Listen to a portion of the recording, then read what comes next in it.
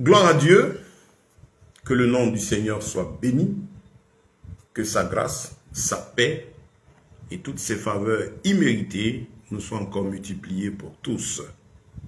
Nous rendons grâce à notre Elohim, à notre Seigneur bien-aimé, pour l'occasion précieuse qu'il nous donne de pouvoir poursuivre cet enseignement que nous avons commencé il y a quelques semaines, autour de ce thème central qui est comment obtenir les bénédictions divines. Hier, nous avons fini la 11e partie qui a consisté à faire la synthèse des deux grandes catégories de bénédictions, les deux premières, c'est-à-dire les bénédictions divines spirituelles, morales. Parce que nous avons dit que l'homme spirituel, l'enfant de Dieu étant constitué, selon le livre de Corinthiens, l'homme spirituel, nous sommes constitués de l'esprit, de l'âme et du corps.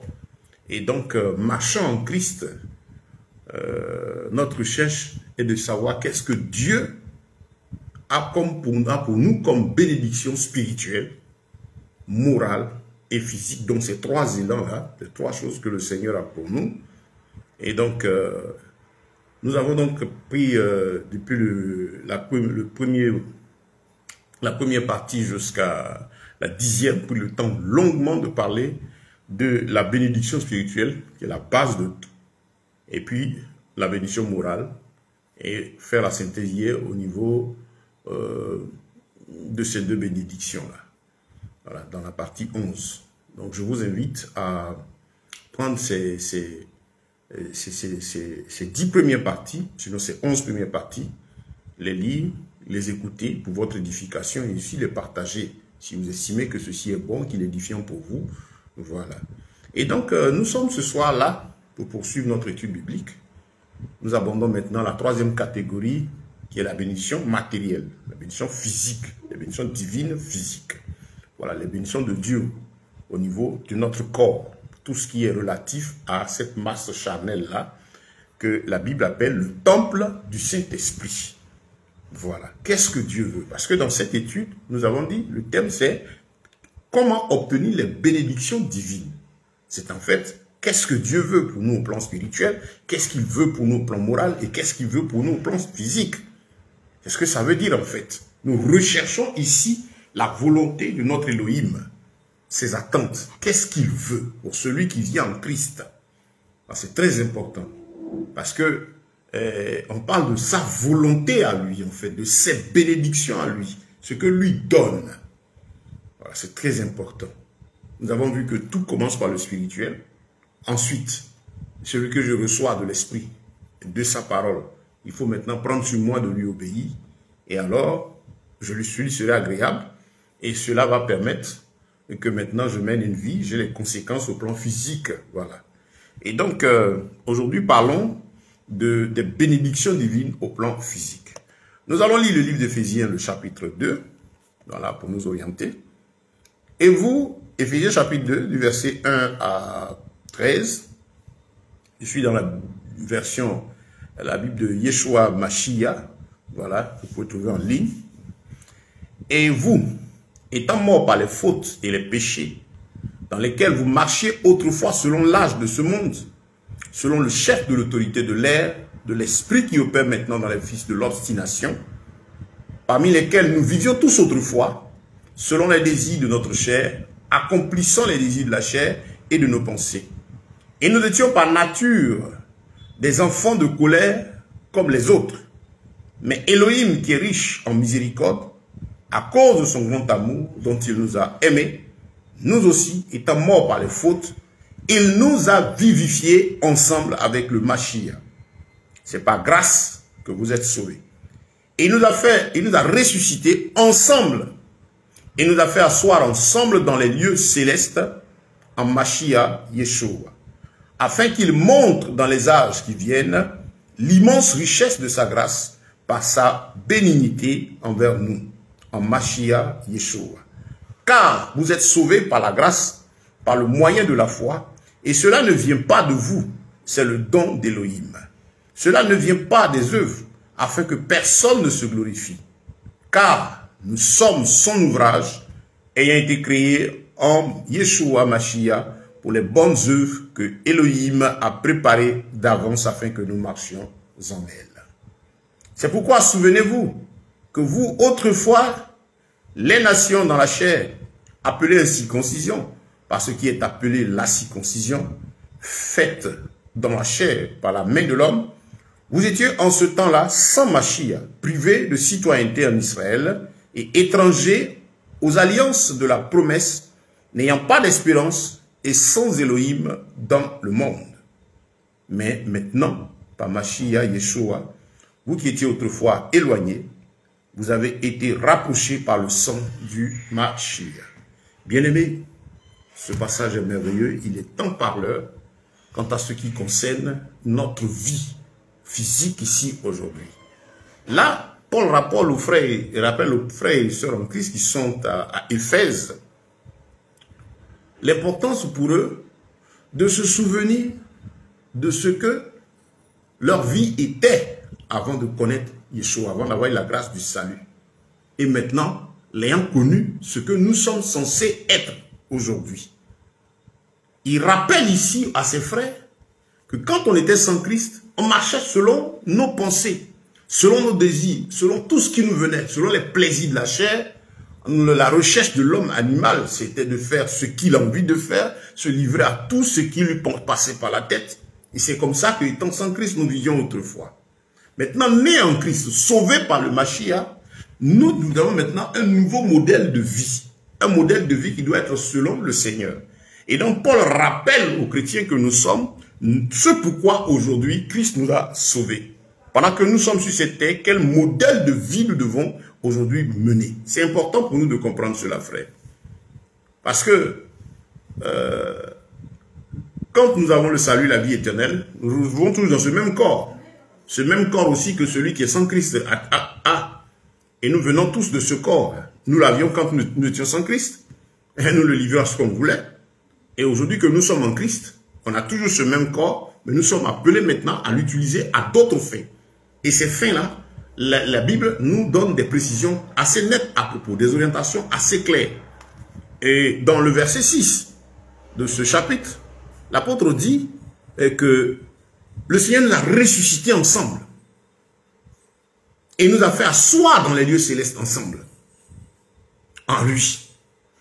Ça dit que nous sommes destinés à être avec lui dans les lieux célestes. Étant dans ce corps physique-là, l'opération du salut étant spirituelle, c'est déjà une victoire pour nous. Nous sommes des gens destinés. Notre finalité, c'est être avec lui dans le lieu céleste. Les gens parlent beaucoup de cet enseignement sur la destinée. La destinée, on n'a pas de destinées différentes. Nous sommes tous appelés à être avec le Mashiach dans les lieux célestes. C'est là la finalité de la foi. Voilà, c'est très important. Comme j'ai promis, arrivé à un moment, on aura l'occasion de vous aider afin que vous ne tombez plus sous le coup de la séduction de ce faux enseignement sur ma destinée, comme s'il y avait quelque chose de particulier à chaque âme. Il faut faire attention à cela. C'est un enseignement qui vient des loges mystiques, voilà, où l'homme pense qu'il est fort, l'homme pense qu'il est puissant, il a un chemin à lui, il doit forcer tel but. Non, nous avons une orientation commune, destinée commune, être avec le Mashiach dans le royaume des cieux. Et c'est ce à quoi nous travaillons, à quoi chacun de nous est appelé chaque jour. Donc ici, le Seigneur prend le temps, par la bouche de l'apôtre Paul, de rappeler aux frères d'Éphèse, qui étaient aussi des gens qui n'étaient pas des juifs de sang, comment est-ce qu'ils sont arrivés au salut? Ce qu'ils étaient avant et ce qu'ils sont appelés à être maintenant. Étant sauvés en Christ, il dit ici que Christ nous a fait asseoir avec lui dans les lieux célestes. Il nous a donné une assise spirituelle. Et donc, il va même préciser au verset 10, quelque chose de taille. Il dit, nous sommes son ouvrage. Frère, tu es l'ouvrage, la création du Seigneur, et a été créé en Yeshua, en Jésus, pour les bonnes œuvres. Écoutez très bien, la mission maintenant de la chair. Je vis, je suis sur terre. Qu'est-ce que j'ai à faire? Puisque quand j'étais sans Christ, je me livrais à tous les penchants. Je faisais ce qui me plaisait. Maintenant que je viens en Yeshua, qu'est-ce que je suis censé être? Il dit ici que nous sommes son ouvrage. Je suis son œuvre. Toi, tu es son œuvre, sa création. Nous avons été créés en Yeshua. Nous sommes nés de nouveau. Maintenant en lui, pour les bonnes œuvres que Dieu a préparées depuis les temps anciens. Qu'Elohim le Tout-Puissant a préparé depuis les temps anciens afin qu'on vienne simplement marcher dans ces œuvres-là. Donc si nous avons compris, nous avons été sauvés, nous sommes appelés à obéir à la parole de Dieu, rechercher la volonté. Pourquoi? Pour exécuter cette volonté, pour marcher dans ces voies du Seigneur. Nous sommes là en mission pour exécuter maintenant les pensées de Christ. Donc, spirituellement, on reçoit l'Esprit, on décide de connaître sa parole, l'Esprit nous pousse à aimer, adorer Dieu, nous attacher à sa parole.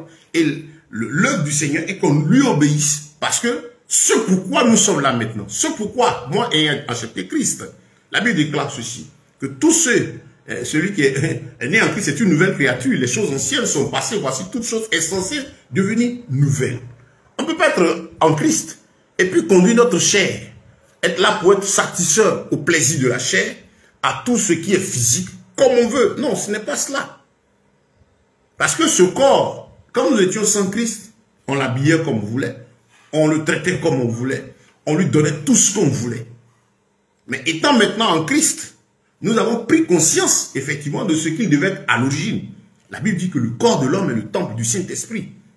Voilà, tout ce qui est physique, le physique, là, il est pour glorifier Dieu. Nous sommes censés porter en nous la présence de l'Esprit. Nous sommes censés être ces instruments qui, par notre vécu au milieu des autres êtres humains comme nous, sont ces instruments-là qui vont être des messagers, des messages vivants, des lettres vivantes auprès des autres. Il faudrait que les autres, en nous voyant, voient la gloire de Dieu, voient la vérité de Dieu, ils voient la différence. La Bible dit, si quelqu'un est en Christ, il est une nouvelle créature. Les choses anciennes sont passées, toutes choses sont devenues nouvelles. Et donc la précision ici de l'apôtre aux Éphésiens est de taille. On a été créé en Yeshua pour de bonnes œuvres, toi et moi, que Dieu, avant que toi et moi-même on vienne sur cette terre, il a préparé pour qu'on vienne simplement marcher dans ces œuvres-là. Donc le disciple qui a compris, il sait qu'il est sauvé pour plaire à Dieu. Et comme le Seigneur t'informe ici que tu es fait pour marcher dans des œuvres que lui a préparées depuis les temps anciens, afin que tu viennes simplement marcher dans elles, c'est un passage merveilleux. J'aime tellement ce passage parce qu'il me dit qu'en fait, étant en Christ, notre parcours n'est pas du hasard. Nous ne vivons plus pour nous-mêmes. Nous devons maintenant rechercher la volonté de Dieu. Si le Seigneur dit qu'il nous a créés en lui pour de bonnes œuvres qu'il a préparées depuis les temps anciens, c'est que c'est à nous de nous attacher à lui. On comprend même l'impératif même d'être rempli du Saint-Esprit, d'obéir à sa parole, la méditer jour et nuit, chercher la volonté de Dieu pour nous. Seigneur, voilà ce que tu me dis. Tu m'as créé pour de bonnes œuvres que toi tu as préparées depuis les temps anciens. Je suis là. Inspire-moi, instruis-moi, enseigne-moi. Comment je dois marcher dans ce monde? Comment je dois parler? Ce que je dois faire pour que ton nom soit glorifié. Parce que ici le Seigneur nous dit que notre corps ne nous appartient plus. Il ne nous appartenait pas avant. Il était fait pour la gloire du Seigneur. Vous savez, c'est comme tout être humain, tout corps humain. Tout être appartient à l'Éternel. L'Éternel a fait tout un chacun de nous pour se glorifier. Et seulement il a offert un grand cadeau à l'homme qui s'appelle le libre arbitre, que notre Elohim respecte. Et Dieu veut que l'homme lui apporte son corps, l'homme lui apporte son bien-être, l'homme lui apporte son être avec son bon vouloir, de façon délibérée, sans aucune pression. L'homme vient le servir. Regardez un père qui met, tout parent qui met son enfant au monde. Quand le parent met son enfant au monde, il voit son enfant comme étant un trésor. Une personne qui est censée porter son nom, lui procurer de la joie. On a l'attention de l'enfant. On est à tous ces petits soins, tout le temps. Jusqu'à ce que l'enfant, arrivé un moment, commence à poser des actes responsables. Et soit l'enfant va aller en suivant les voies des parents ont gagné, ou bien l'enfant va aller en déviant. Là, c'est la tristesse pour les parents. Donc, pour dire, un parent qui met son enfant au monde, il veut que cet enfant-là l'honore. C'est pourquoi le Seigneur a été clair. Honore ton père et ta mère. Mais si Dieu nous dit d'honorer notre père et notre mère, mais il dit, tu aimeras l'Éternel, ton Dieu, de tout ton cœur, de toute ton âme et de toute ta force. C'est l'honorer au-delà. Donc, en fait, il nous a créés pour le glorifier. Dieu, en voyant sa créature, homme veut être content, heureux. Donc, moi qui ai accepté Christ, Yeshua étant le Rédempteur, c'est-à-dire venu pour restaurer notre esprit, notre pensée, dans la pensée originale et originelle du début de l'Éternel, il nous amène à comprendre que, tiens, nous devons retrouver cette joie, cette vie que Dieu attendait et que Adam avait dans la création avant l'entrée en scène du péché. Donc, désormais, notre corps, notre âme est dédiée entièrement au Seigneur. Nous vivons pour sa gloire. Nous vivons pour lui obéir. Nous sommes dans son Éden. Regardez le Seigneur. Il voulait Adam pour sa gloire, il l'a fait, mais il a offert le libre arbitre à Adam d'aller entretenir le champ, de marcher, de découvrir. Mais Adam était conscient qu'il était fait pour Dieu et Dieu était content de le voir ici. Donc, bien aimé, en tant qu'enfant de Dieu, c'est important de savoir que cette marque physique-là, pour nous qui sommes en Christ, désormais, elle n'est plus à nous. Si on saisit ce fait-là, ça nous aide de comprendre que le corps dans lequel je suis ne m'appartient plus. Il ne m'appartenait pas avant. Quand je ne connaissais pas Christ, je disais, j'en fais ce que je veux. Et ceux même qui croient aujourd'hui, mais qui n'ont pas compris l'évangile, disent quoi? C'est mon corps, j'en fais ce que je veux. C'est ce qui amène l'homme à se tatouer. C'est ce qui amène l'homme à dire, par exemple, un homme qui n'est homme, il dit il est femme, ainsi de suite. C'est ce qui amène toutes les maladies qu'on voit aujourd'hui, toutes les déviations morales, les égarements auxquels on assiste. C'est le fait pour l'homme de dire que son corps lui appartient, il en fait ce qu'il veut. Donc voilà l'homme d'aujourd'hui. Et maintenant c'est plus grave. Vous voyez des gens qui ont leur corps comme ça, qui vont aller faire des implants pour ressembler à des animaux. Ça c'est fréquent en Europe. On va dire lui aussi il a ses droits. Voilà, il a le droit de faire ce qu'il veut. Il y a cette nouvelle pensée, la théorie du genre.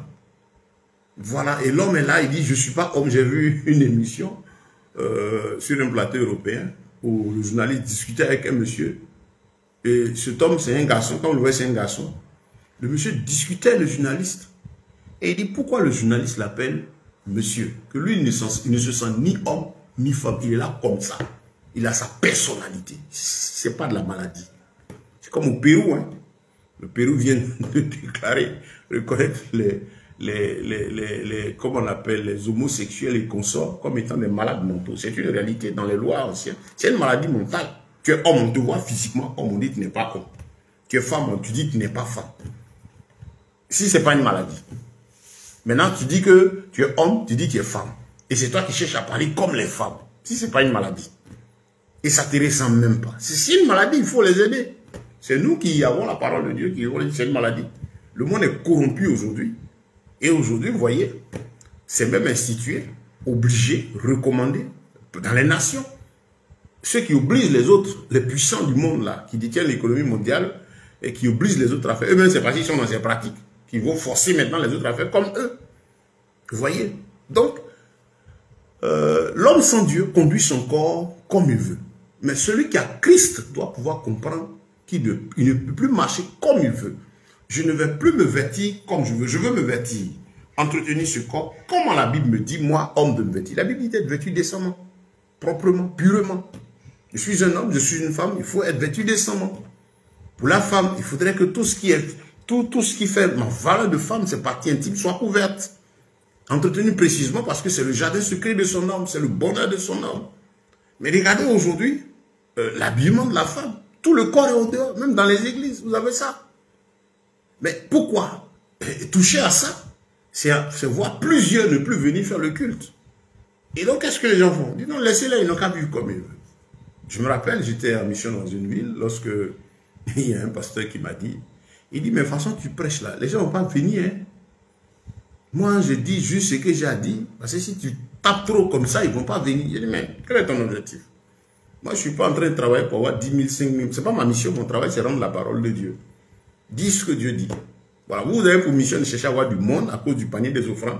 Moi, ce n'est pas là mon travail. Mon travail, c'est de rendre la parole de Dieu pour que les âmes sachent la pensée de Dieu et marchent en fonction. Voilà, c'est défendre les intérêts du Seigneur. Donc, bien aimés, c'est important pour nous de comprendre dans cette autre phase où nous sommes. Je salue tous ceux qui nous prennent en ligne.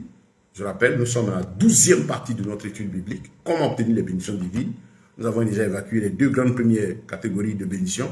Les bénédictions spirituelles, les bénédictions morales. Nous sommes maintenant dans les bénédictions physiques. Ce corps-là, pour nous qui avons cru, il sert à quoi? Comment je marche? Comment je vis? Comment moi, chrétien, suis-je appelé à conduire mon corps? Comme on l'a lu dans Éphésiens, le chapitre 2 ici, La Bible, verset 10, il dit, il nous a créés en Yeshua, en Jésus, pour de bonnes œuvres qu'il a préparées depuis les temps anciens, afin qu'on vienne simplement marcher. C'est important pour nous en tant qu'enfants de Dieu de savoir que le corps que nous avons ne nous appartient plus. Il est censé être celui en qui l'Esprit de Dieu habite. Et quand vous avez reçu le Saint-Esprit, vous voyez qu'il vous amène à abandonner les habitudes du vieil homme. Tout ce qui était prédictionnel, vanité, on laisse tout ça tomber. Vous entendez des gens dire que Dieu c'est dans leur cœur. Eux ils aiment Dieu, il ne faut pas mal regarder leur corps. C'est une opposition, ils ne savent pas de quoi ils parlent. Le cœur est le centre de la vie. C'est de l'abondance du cœur que la bouche parle. C'est là que l'Esprit de Dieu vient siéger et nous parle dans notre vie. Et donc, si le Seigneur n'est pas dans ton cœur, il ne peut pas être dans ton cœur, et puis, en fait, la personne qui dit ça, elle dit que Dieu est dans son cœur. Elle a sa manière, elle croit en Dieu. Voilà. Mais lui obéit pas. Sinon, si c'est le Seigneur qui est dans ton cœur, de là, il va t'amener à aspirer aux choses de l'éternel, qui vont t'amener à fuir tout ce qui est impudique, tout ce qui est faux, ainsi de suite. Voilà notre monde. Donc, comprenez déjà que la bénédiction matérielle dont on parle de tout ce qui est relié à l'aspect physique, notre environnement de vie, tout ce qui est visible là, part sur une base pour nous chrétiens, que nous devons comprendre, accepter que nous sommes créés en Yeshua, en Jésus, pour de bonnes œuvres que Dieu a préparées avant que nous ne viennent sur terre, de sorte qu'on vienne simplement marcher en elle. Nous ne vivons plus pour nous-mêmes. Nous ne nous appartenons plus à nous-mêmes. Tout ce que nous avons à faire, nous devons chercher à le faire conformément à la volonté de Dieu. Celui qui est sans Christ, quand on dit sans Christ, le croyant aussi, je l'appelle aussi sans Christ. Le simple croyant qui se livre à sa chair comme celui qui n'a pas Christ, il fait ce qu'il veut. Il fait comme il entend. Mais celui qui est en Christ ne marche plus comme il entend. On a vu, durant cette étude, comment le Seigneur a rappelé ce fait important. Dans Jean 14, on disait, le Père m'aime, parce que je lui suis toujours agréable. Il dit, celui qui m'aime, c'est celui qui garde mes commandements. Le Père et moi, nous l'aimerons. Et nous ferons, on va venir faire notre demeure sur lui. Dieu a habité en toi, le Saint-Esprit. Il va faire sa demeure. Mais c'est la sainteté, c'est la présence sainte du Seigneur en toi. Comment des gens vont dire, ils vont être remplis du Saint-Esprit, de la présence de Dieu? Et dit, dans tout ce que vous voyez, ce n'est pas l'Esprit de Dieu. On dit le Saint-Esprit. C'est Yeshua, Jésus, présent en nous en esprit. Il faut être assez clair et ferme avec soi-même, en acceptant la parole de Dieu, mais pas nos désirs. Le Seigneur dit qu'il est saint, que celui qui marche avec lui se sanctifie. Recherchez la sanctification, sans laquelle nul ne verra le Père. On ne peut pas avoir le Saint-Esprit et puis vivre dans le péché, vivre dans la désolation. Ce n'est pas possible. Donc, ce qu'il faut retenir au plan matériel et physique, nous sommes là pour appliquer la voie de Dieu. Nous sommes là pour chercher à plaire à Dieu. Je dois vivre, marcher physiquement maintenant, appliquer les desseins de l'Éternel, appliquer ce que l'Esprit me met à cœur. Mon corps ne m'appartient plus. Mes réflexions ne sont plus pour moi. Ce n'est pas que je n'ai plus de cerveau. Le cerveau est là, il fonctionne comme il fonctionne. Mais ce qui est intéressant, étant en Christ, Dieu vient maintenant vers moi, me dit, voilà ma volonté. Lui, il te présente devant les situations qui viennent à toi, il dit, cherche plutôt à faire la manière dont moi je veux, puisque tu as été créé pour ma gloire. Comme on a lu dans Éphésiens, il dit, quand on était sans Christ, nous étions privés du droit de cité de vie en Israël. Quand nous étions sans Christ, nous nous livrions à tous nos plaisirs. Exemple même, allez tout le livre d'Éphésiens pour comprendre. Donc, bien aimé, ça c'est capital. On veut être béni, on veut voir la grâce de Dieu sur nous physiquement. Mais comment, dans quelle pensée? Est-ce que je suis à la recherche des bénédictions matérielles? Comme le monde dit, je veux être riche, je veux avoir beaucoup d'argent, je veux qu'on parle de moi, je veux avoir tel ceci. Ce n'est pas de ça qu'il s'agit. Ce n'est pas de ça. La base compte. C'est-à-dire, dans votre esprit, vous devez saisir que votre vie est faite pour honorer Dieu. Vos choix doivent être selon le choix du Seigneur. Quand on dit choix, ça veut dire déjà que votre volonté vient à contribution devant beaucoup de choses. Vous avez accepté Christ. Désormais, tout ce qui va se présenter à vous va nécessiter votre choix. Et votre choix soit d'être maintenant, pas comme quand on était sans Christ, on faisait comme on entendait. Maintenant, on cherche à savoir comment le mettre, comment le Mashiach veut que ce soit fait. C'est important. Dans tous les domaines. Ça, c'est la base. On va poursuivre. On va parler de... On va certainement s'étendre sur le sujet de l'argent, le côté matériel. Comment, aujourd'hui, obtenir? Qu'est-ce que Dieu dit? Parce que ce moyen qui permet de s'épanouir physiquement. Qu'est-ce que la Bible dit à ce sujet? C'est important. On le fera à la manière de la Bible, à la manière de notre Dieu. Le Seigneur n'a pas besoin de notre intelligence, il a besoin de notre obéissance. C'est lui qui règne. Il cause avec nous, il parle à nous, il a créé tout. Et puis il t'a mis là. On ne lui adresse pas de demandes d'explication. On cherche à comprendre sa volonté. Qu'est-ce qu'il dit? Qu'est-ce qu'il veut? Je suis malade. Comment recouvrir ma santé? En tant que chrétien, dans quelle procédure selon le Seigneur? Je suis à la recherche de moyens financiers. Qu'est-ce que la Bible enseigne? Comment y arriver? Et comment ça se fait dans le monde? Comment Christ veut qu'on se fasse? C'est très important. Parce que nous sommes appelés à la sanctification. Nous sommes des saints. Nous sommes sacrés. Nous sommes dans le monde, mais nous ne sommes pas du monde. Nos agissements, nos actions de tous les jours sont un message vivant pour dire que Christ est Seigneur. C'est important. Nos actions de tous les jours sont faites pour honorer le Seigneur. Ce n'est pas pour nous plaire à nous-mêmes. Pense, arrête-toi et réfléchis. Est-ce que je suis en train de faire comme Dieu veut que ce soit fait? Aujourd'hui, c'est un gros problème pour les chrétiens. Le corps, la chair. Comment je l'entretiens? Est-ce que je mène ma vie charnelle comme je l'entends, mais je vais à l'église, je prie.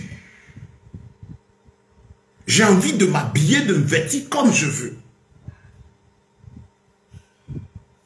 Est-ce que cette manière de faire-là honore le Seigneur? Quelqu'un qui est rempli du Saint-Esprit, qui cherche la gloire de Dieu, qui sait qu'il a été créé pour plaire à Dieu, c'est sa première préoccupation dans ce que j'ai à faire là. En quoi Christ est glorifié? En quoi cela plaît à Dieu?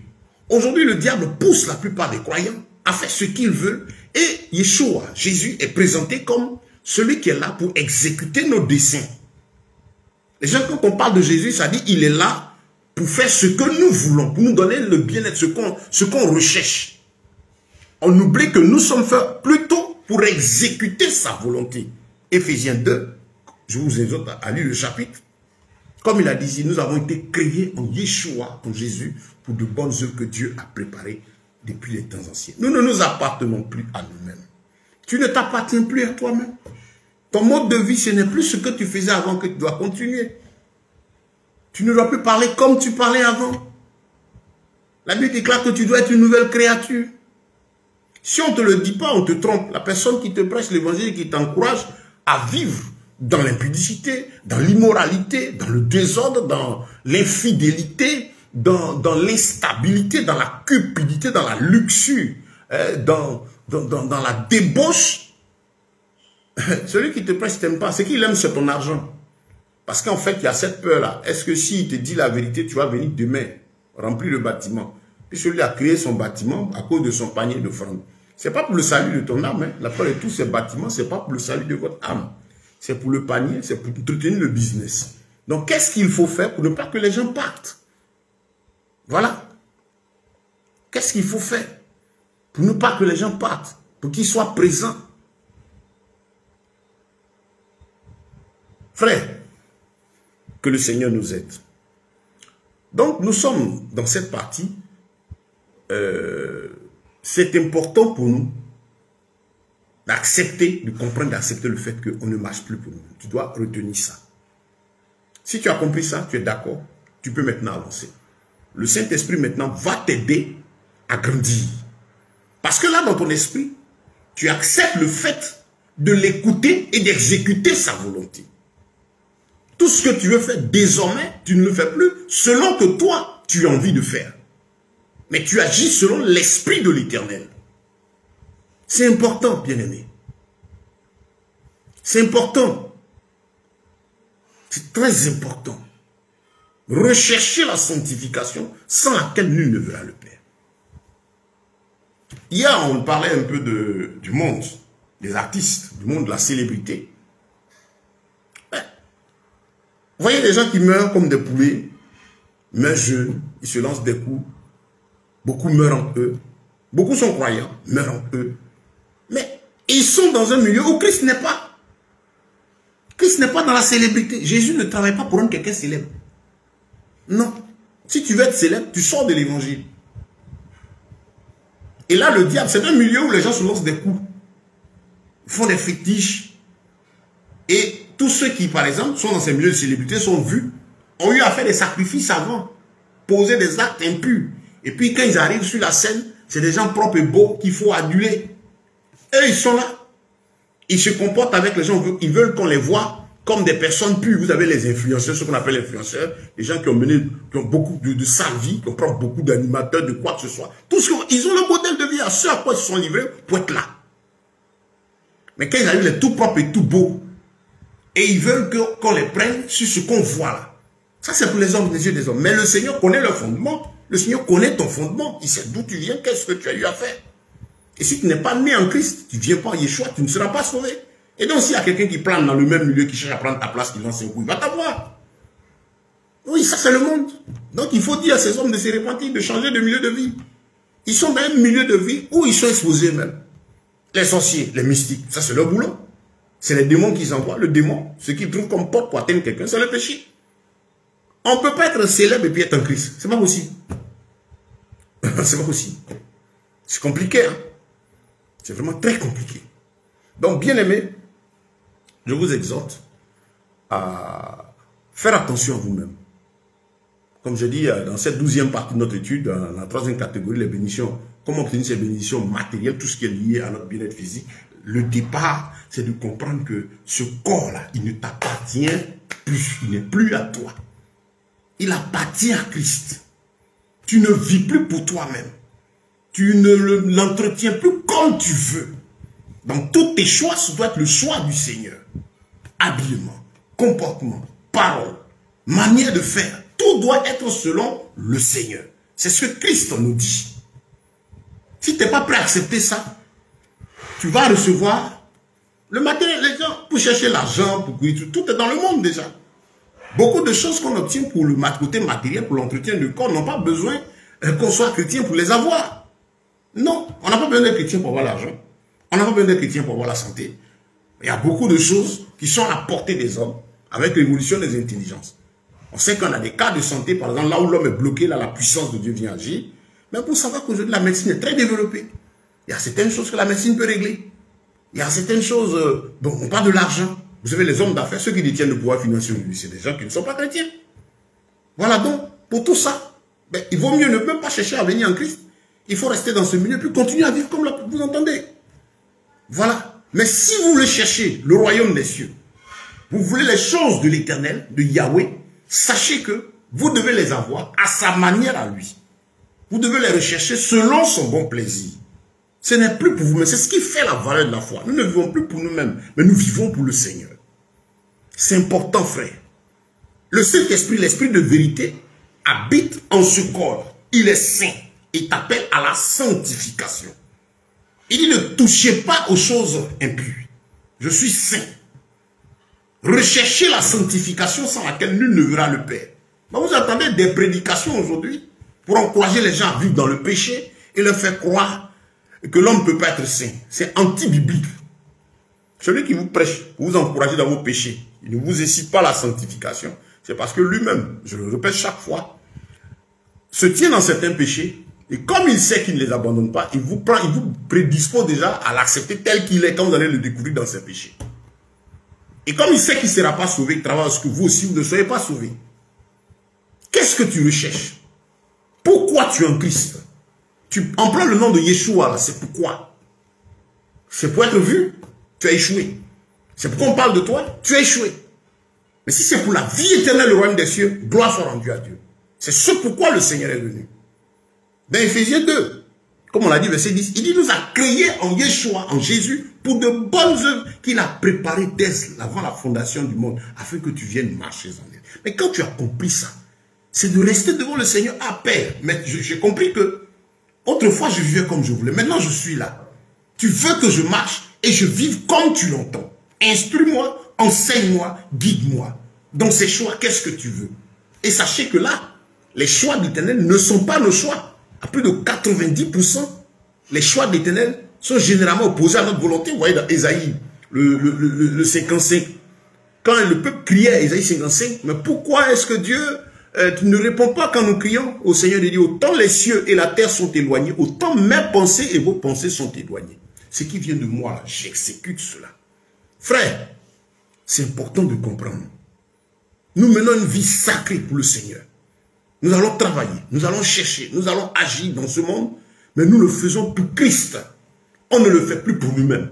On ne le fait plus pour notre gloire. On ne crie plus, on ne parle plus pour nous-mêmes, on le fait pour le Seigneur. Si c'est ça le motif, bien-aimé, tu ne peux qu'être béni de la grâce de l'Éternel. Donc, nous sommes en train de parler de ces bénédictions matérielles. Le corps, il n'est plus à nous. Il n'est plus à nous. Quand tu as le Saint-Esprit, prenez les nos sœurs, prenez les femmes. Demandez à une femme, bien s'habiller, c'est comment? Ça, c'est un problème aujourd'hui au niveau des femmes, surtout au niveau de l'église. Mais la sirène des eaux tient la plupart de nos sœurs.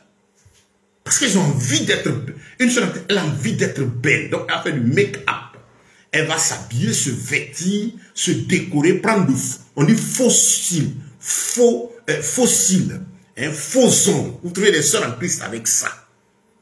Avec la peinture sur leur visage. Mais la manière de s'habiller, d'être propre tranquillement, est simple. Les femmes connaissent cela. Et puis la manière de se faire séduisante. Pour séduire qui? Moi, je ne suis pas là pour vous dire ce que vous avez envie d'entendre. Hein. Je suis là pour parler de la vie éternelle. Sachez que tous les artifices, tous ces supplices que vous mettez sur vous là, si vous avez ça sur vous, ne voulez pas le Seigneur. Ça ne plaît pas à certains. Mais il faut vous le dire. Aidons nos sœurs à sortir de là. Regardez les frères. Regardez les habillements. Regardez les coiffures aujourd'hui des frères. Vous avez trouvé des hommes, des cheveux, on dirait des DJ, des barbus. Il y a une cette tendance là. La tête est sale, puis ils sont là, puis ils parlent. C'est ça, vous avez ça aussi au milieu de l'église. Le conformisme, la mode. Ne vous conformez pas au siècle présent. L'esprit de la mode fait comme les autres. Parce que il faut que il soit accepté dans ce milieu-là. Ça lui plaît. Si la chair, ces plaisirs-là sont au corps de ton cœur, te tiennent captif, tu n'es pas né de nouveau. Je parle pour la vie éternelle. L'évangile que nous prêchons n'est pas pour dire aux gens de posséder le monde. Non. Ceux qui ne me connaissent pas, quand souvent nous prêchons, ils disent, oh, c'est les gens qui ont très parlé, non, chrétien ne peut pas chercher l'argent. Et certains d'entre vous sont en ligne, ils savent que je suis entrepreneur, je suis serviteur de Dieu, mais 10 doigts travail. Je réfléchis pour voir qu'est-ce que je fais pour gagner mon pain, et le gagner sainement, aider d'autres frères à gagner le pain. Mais dans la crainte de Dieu. Vous comprenez? Et là où moi je vous parle, je suis chez moi. Dieu m'a fait la grâce de construire. Mais dans la crainte de l'Éternel. Et voir le Seigneur lui-même faire son œuvre. Tout ça, on va en parler. Bon, ce soir, nous avons abordé cette dernière phase de notre étude biblique. Les bénédictions matérielles, les bénédictions physiques, tout ce qui est pour le corps, notre épanouissement. Vous devez comprendre que les choix, les actions, tout ce que vous devez mener, ce n'est plus selon vos désirs, mais c'est selon le Seigneur. Nous appartenons à Christ maintenant. Je me suis appuyé sur Éphésiens chapitre 2. Et que je vous invite à lire le chapitre 3 aussi. Vous allez voir combien de fois Paul insiste pour dire aux frères d'Éphèse, ne faites plus comme le monde fait. Romains chapitre 12. Ne vous conformez pas au siècle présent. Ne rentrez pas dans le système de la mode. Ne cherche pas à faire comme le monde est. Cherche à faire comme ton Dieu veut que tu le fasses. Le Seigneur n'a pas de pas travailler. Il dit pour avoir le pain, il faut qu'on travaille la sueur du front. Il n'a pas de ne pas chercher de l'argent, mais il faut le chercher par le travail. Et quel type de travail? Par l'entrepreneuriat. La Bible est claire, propre dans tout ce qu'elle nous dit de faire. Le Seigneur, chercher l'argent, mais il n'a pas dit d'aller faire des fétiches. Il n'a pas dit d'aller se mettre sous le coup de fausses prédications. On dit non, Dieu révèle qu'il faut donner ça.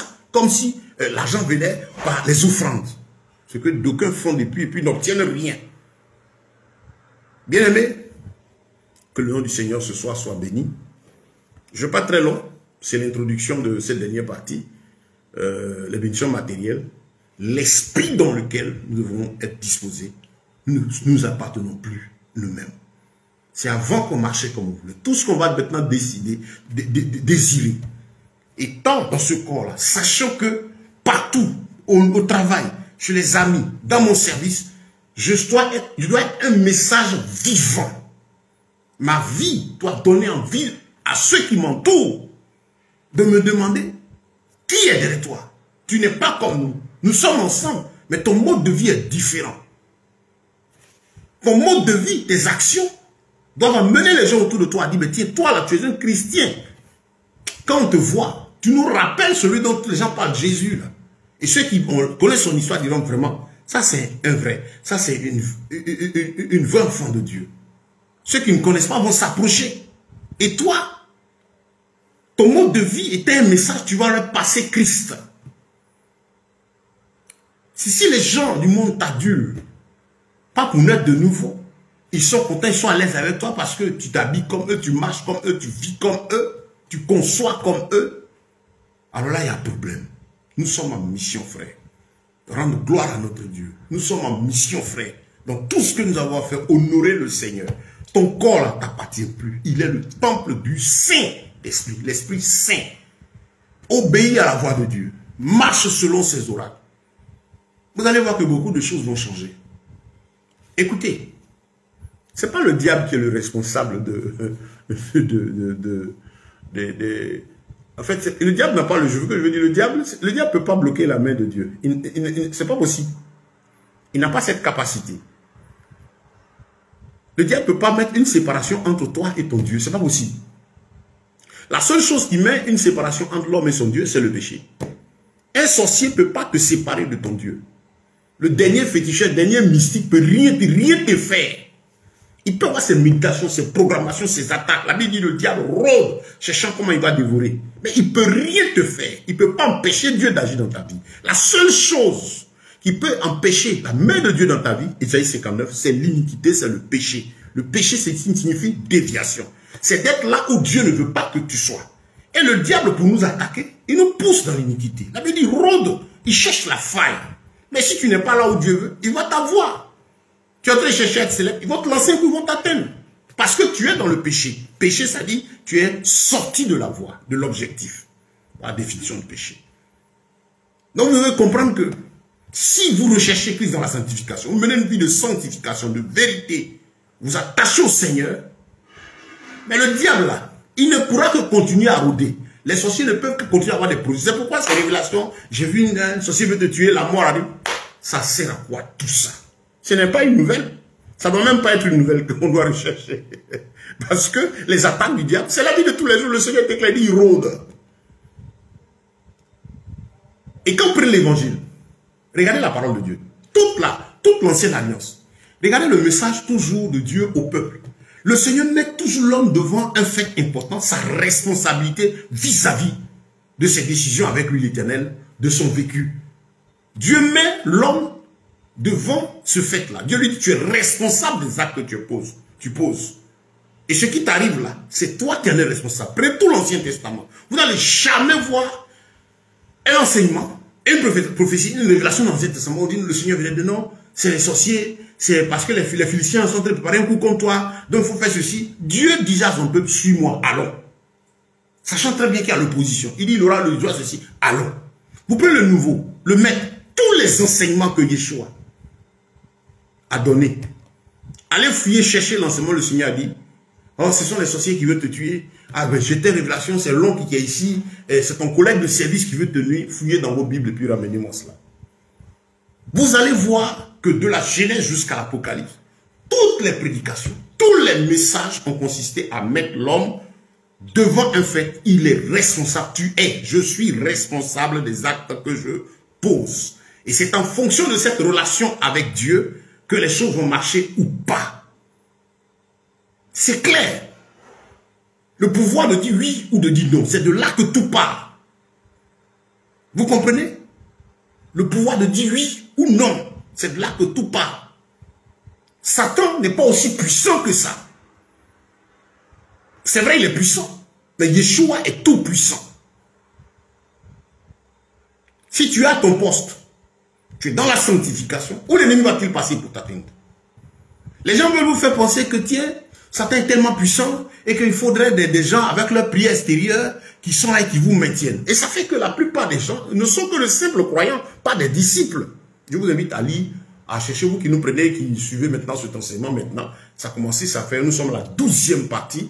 Regardez sur le compte Facebook, vous allez retrouver depuis le 1 jusqu'au la 11e partie hier, ou bien me contacter pour avoir tous les autres en audio sur le compte YouTube, sur le compte Facebook, vous avez ces enseignements.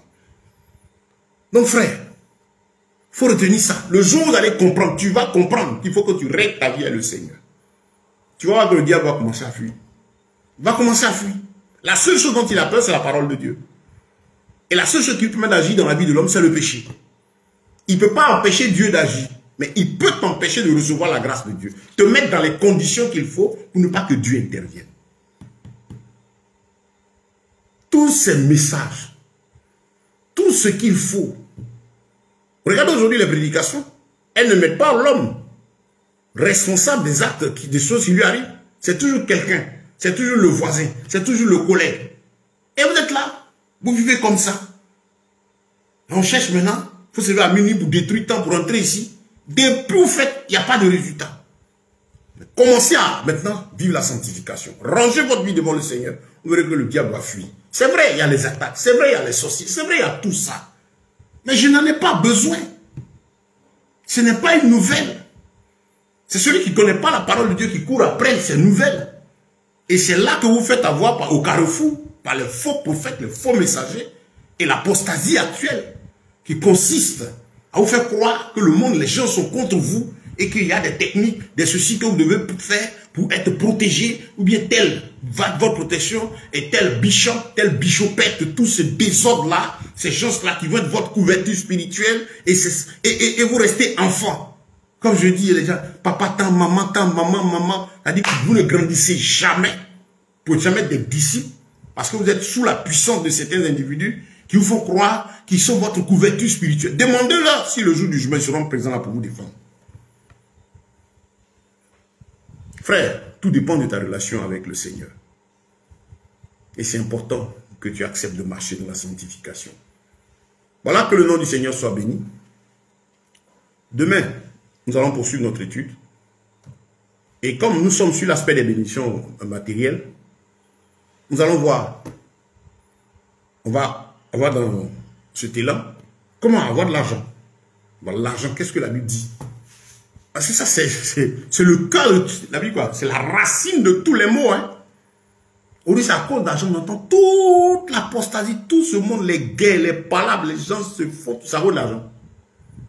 Au niveau de l'église, l'apostasie actuelle, c'est l'argent. La Bible dit, trafiqueront de vous, 2 Pierre chapitre 2, de paroles flatteuses.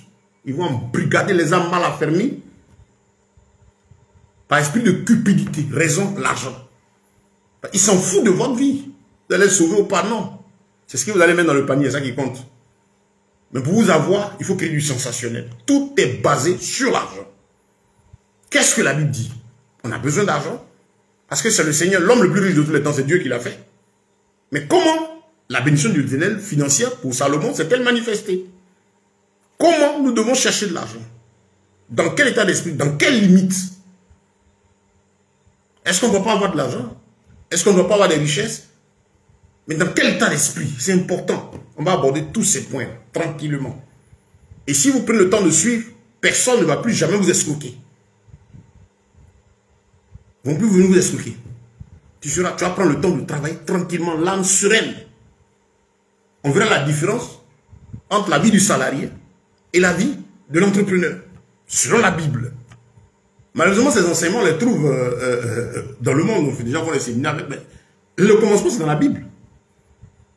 Mais comme c'est un chemin long, vaut mieux faire des artifices, des acrobaties, pour que les gens lèvent tout de suite la jambe, tomber, déposer. Puisqu'on est dans une période aujourd'hui où tout est devenu davantage difficile, et chercher de l'argent, c'est redoubler davantage d'efforts. Et donc, ce que j'appelle l'esprit du zamou qui est au dehors, on court, on va faire un fétiche rapidement pour avoir vite de l'argent. Ce même esprit est dans l'église aujourd'hui. Et donc, vous avez des gens qui ont dit non, c'est comme si, c'est comme ça, ta prophétie. Il a fait son dimanche et qu'il va rentrer, il a pris la main dans sa poche, vous rentrez chez vous. Vous avez faim. Comment vous allez faire? Il va attendre dimanche prochain. Ou bien il prépare un programme, une veillée. On analyse comme un disait, ils étaient plus de 2. À un programme, il dit on va les couper. Pauvres âmes, mal affermies. Quand vous ne lisez pas votre Bible, vous êtes en danger. Mais nous bénissons le Seigneur parce que le Seigneur a dit, vous connaîtrez la vérité et la vérité vous affranchira. Bien aimé, je suis très heureux d'avoir partagé cette 12e partie de notre enseignement avec vous. Préparation de votre esprit à tout ce qui, à la recherche de tout ce qui est matériel qui doit servir à votre épanouissement, l'épanouissement de ce corps physique, le mettre dans les dispositions pour glorifier votre Dieu. Voilà. L'épanouissement d'ici, c'est la gloire de Dieu. Je suis heureux quand mon Père est glorifié. Je ne vis plus pour moi-même, je marche pour le Seigneur. J'agis pour Christ. C'est important, frère. On ne réfléchit plus comme le mondain réfléchit. Nous réfléchissons pour le roi de gloire. Et c'est important. Et c'est très important. Et quand l'esprit nous remplit et que nous marchons, oui, comme le jeune homme riche, on verra les gens nous regarder, ne pas comprendre qu'on puisse être aussi simple, humble, pas sale, pas luxueux, mais vivre humblement et simplement être heureux. Le jeune homme riche, c'est ce qu'il a vu. Il a vu Yeshua avec ses disciples, des hommes simples, mais heureux, remplis. Il ne manquait de rien, il y avait ce qu'il fallait. Il y avait une bourse qui était là, il y avait ce qu'il fallait pour avancer. Parce que notre finalité, c'est dans le royaume des cieux. C'est la richesse matérielle, là, cette présence-là, spirituelle-là. C'est ça qui nous attend. On va voir ça avec nos yeux. Tout ce qui est ici, là, ça ne sert que de moyen à préparer ce chemin. Si on a compris ça, vous allez marcher dans la victoire. Je regardais des dits de certains de postes où quelqu'un disait, il y a une chose, une célébrité qui a dit, c'est qu'il le marque, c'est qu'on est nu, on vient avec rien. On se débat toute une vie pour obtenir ceci, pour obtenir cela. Et le jour de la mort, on repart avec rien. Tout ce qu'on s'est battu pour chercher la reste et puis on repart avec rien. Donc il dit, mais tiens, c'est que pendant qu'on est vivant là, ce que Dieu nous donne, mais c'est pour une mission sur cette terre, puis nous préparer pour aller quelque part. Oui. Que le nom du Seigneur soit béni. Que sa grâce et ses faveurs vous soient multipliées. Je vous rappelle, les parties précédentes sont disponibles sur mon compte Facebook, aussi mon compte YouTube.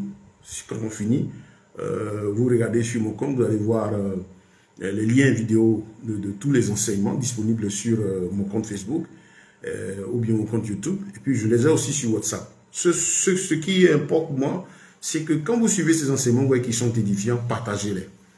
Nous avons une mission, c'est une grosse bataille aujourd'hui, c'est ramener le cœur des frères et des sœurs en Christ à la Bible. Que chacun retourne à sa Bible, chacun se sanctifie parce que le maître n'est pas loin.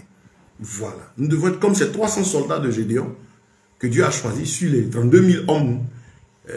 Ces personnes-là qui sont conscientes que Christ revient, mais aussi qui doivent travailler. Pendant qu'ils travaillent, ils boivent l'eau, ils travaillent, leur esprit en éveil.